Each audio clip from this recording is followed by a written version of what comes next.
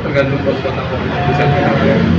Kalau sampai kota tidak kota lain, ya kita yang di daerah harus memastikan yang penting barangnya ada distribusi atau ya kalau nggak salah ya dulu kira-kira itu pasti ada makasih ya insya Allah.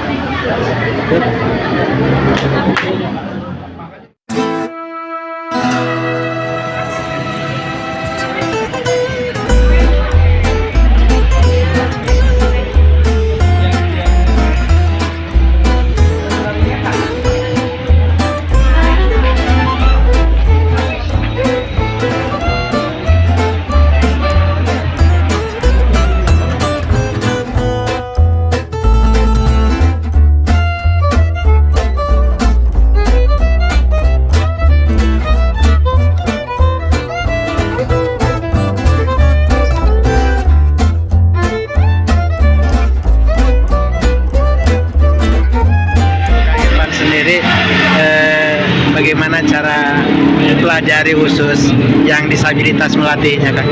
Kalau jujur emang agak berat Pak ya, karena biasa kita ngajar orang-orang normal biasa. Ini yang kita ajari dari Disnaker itu orang-orang disabilitas Pak. Jadi perlu lebih sabar sedikit saja.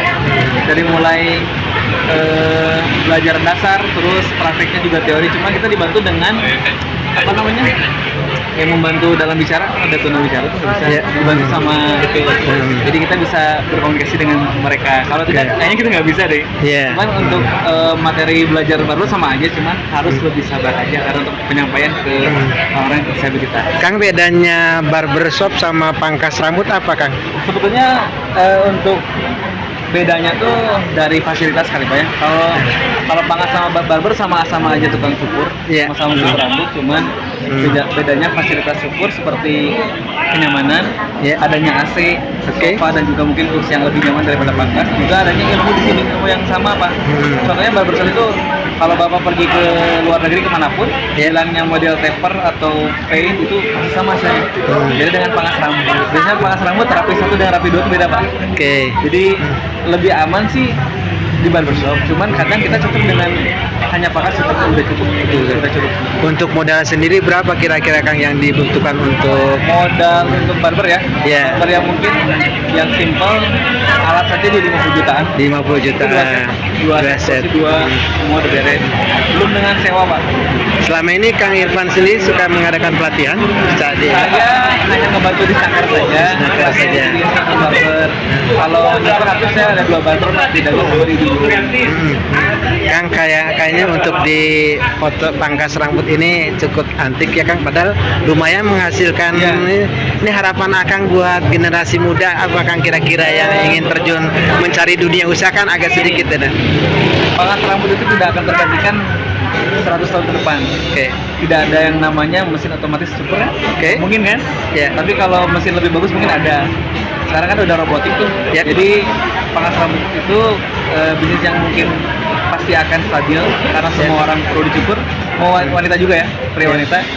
Semua orang punya rambut, semua orang tumbuh rambutnya. Masya Allah. Jadi insya Allah untuk pangkas rambut bisnis yang sangat cocok untuk di era saat ini lah.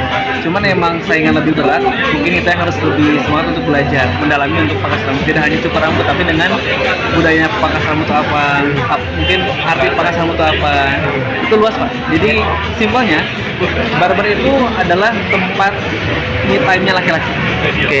Tidak hanya nyukur, tapi bisa curhat dengan capster. Bisa ngopi di barbershop. Masya Allah.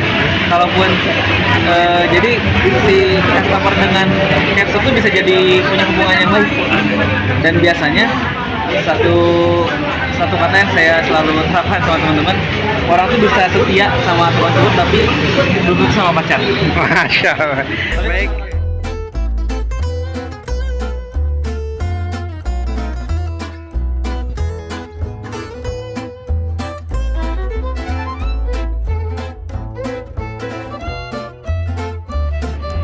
Sedang cukur gratis disabilitas. Bukan, istilahnya bukan apa. Ini sedang dipotong rambut. Ini sama Kang Irfan sebagai koordinatornya dia. saya dipotong rambut sama 2 orang pakai.